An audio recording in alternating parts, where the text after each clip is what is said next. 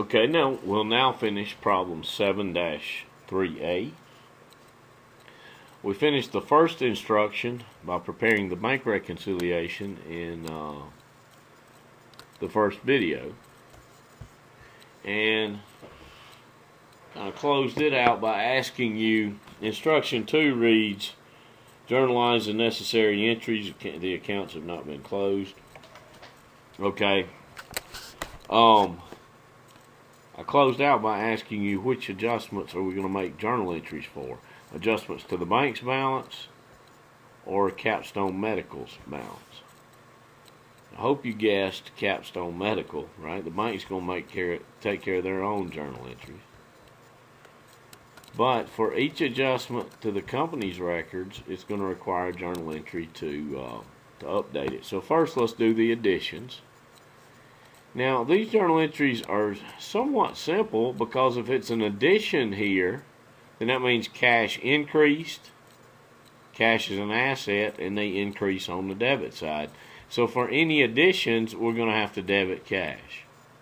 I'm assuming they want us to start with that one, but who knows.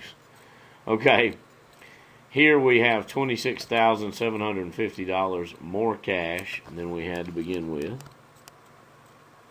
or at the beginning of the month. All right, so cash increased by $26,750. The bank collected a note for us. That note was an asset, a note receivable. It's an asset because there's future benefit. Someone's going to pay us in the future, and here they did. That note receivable is no longer an asset for us because the borrower paid us. So it's an asset that decreased. Assets decrease on the credit side. So we're going to credit the note receivable, though, for the face amount, $25,000. When we loaned the money out, we would have debited note receivable, the asset, to increase its balance by $25,000. When they pay us, we take the note receivable off the books by crediting it. Easy for me to say. By crediting it for the face amount. Let me try that again. We're going to credit notes receivable for a face amount to take it off the books because it's an asset that decreased. Okay. Now you're probably thinking, what's the difference in the journal entry? Some of you, I'm sure, have already figured out. It's the interest earned on the note. We were the lender. We earned this interest from the borrower. Remember, we call earnings revenues. So what are we going to call this account? You've probably figured it out already. It's going to be interest revenue. For the difference here, the amount of interest on the note, $1,750. All right, now we want to do an entry for our deductions. Well, if they're deductions from Capstone Medical's cash account, then that means cash decreased. It's an asset, and they decrease on the credit side. So I'm going to go ahead and put that in. I know cash decreased by, what was the total? Well, $1,410, looks like.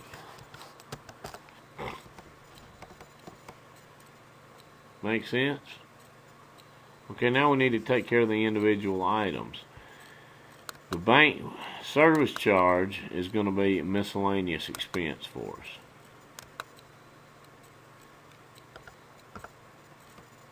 Now the other one, which should make sense, if we're paying a service charge to a bank on November 30th for letting us use the account for the month of November, then we're not buying an asset, we're paying an expense. All our benefit there is in the past. Now this $1,350, let's go back and we'll read that one again. It was an error we made, or Capstone Medical made, in recording a check. That's on D. The check for $1,500 returned with a statement had been incorrectly recorded by Capstone Medical's $150. That's where I quit with it last time. Let's read further. The check was for payment of an obligation to ABC Supply Company for a purchase on account. Okay, if we made a purchase on account, then we were paying them what we owed them, which was referenced on our books as an accounts payable to ABC Supply Company.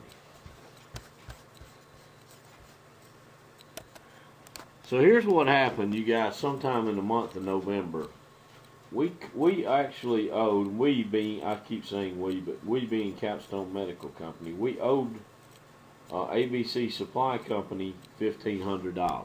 We wrote them a check for $1,500. They cleared our debt. So we should have debited ABC Supply Company for $1,500, and we should have credited cash for $1,500.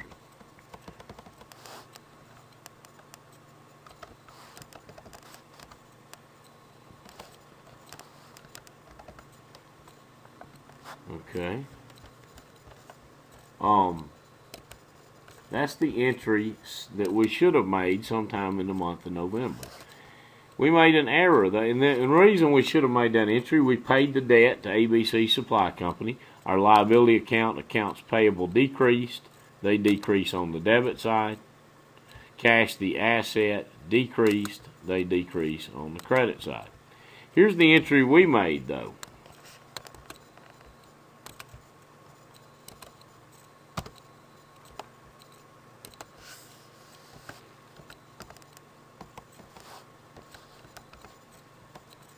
Okay, we only made the entry for $150. Here's what we did.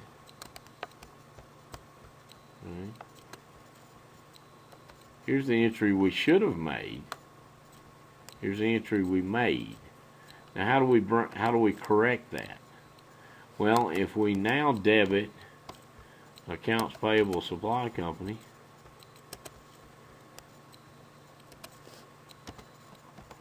for $1,350, that brings it up. $150 plus $1,350 brings it up to the $1,500 amount, what it should have been in the first place. And we credit cash for $1,350. Then our decrease in cash is now $1,350 plus $150, or $1,500, what it should have been in the first place. So what's going to happen, we're going to end up debiting accounts payable ABC Supply Company for $1,350 here. They did this in one entry. Could have broken it down into two. And that was for $1,350. Now that $1,350 credit, of course, is included in the $1,410, along with the $60 service charge. Okay, now to wrap up this problem, on number 3, they say if a balance sheet were prepared for Capstone Medical on November 30th, 2016, what amount should be reported for cash? Well, assuming this is the company's only cash account, then we would report the adjusted balance, $114,960.